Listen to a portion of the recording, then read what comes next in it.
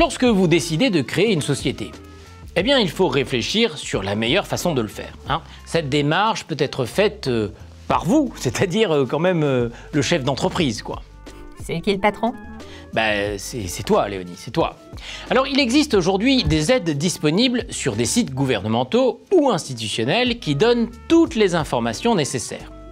Le site Infogreffe, notamment, qui est le GIE de tous les greffes des tribunaux de commerce de France, et les CFE, ou Centres de formalité des entreprises, qui sont aussi une source d'informations fiable et mise à jour.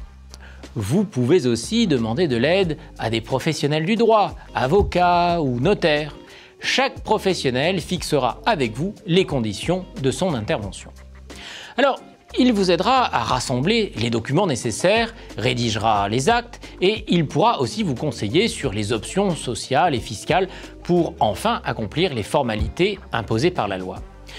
Administrativement parlant, les étapes de la création d'une entreprise sont les suivantes. D'abord, le choix de la forme de la société, suivi de la rédaction des statuts, de la réunion des fonds, du choix des options fiscales et de votre siège social, avant de rassembler tous les documents nécessaires à l'immatriculation.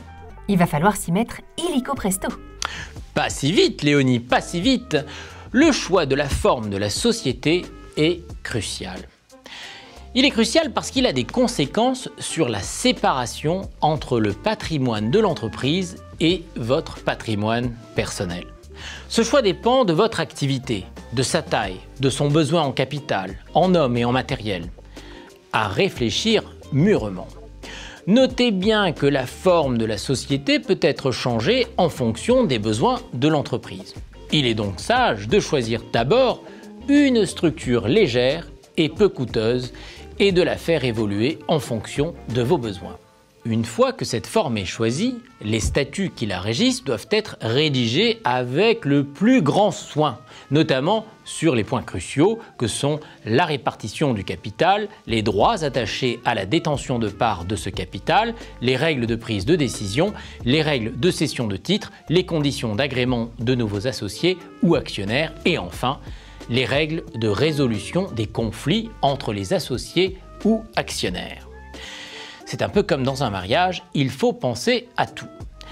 Ces statuts doivent être paraphés et signés par tous les associés. Si la société a accompli des actes pendant le processus de sa formation, une annexe intitulée « Liste des actes accomplis pour le compte de la société en formation » sera attachée au statut. Je sens qu'on va imprimer ces documents-là. Ah oui, ça c'est un job pour toi, Léonie. Vous pouvez ensuite enregistrer les statuts à la recette des impôts et vous devez les déposer au greffe du tribunal de commerce de la ville du siège social. Ce dépôt au greffe, payant, peut être effectué en ligne. Le greffe délivre alors un extrait cabis. Ça y est, vous avez la carte d'identité de votre société et zou! Elle servira pour différentes actions telles que l'ouverture d'un compte bancaire ou la conclusion d'un bail.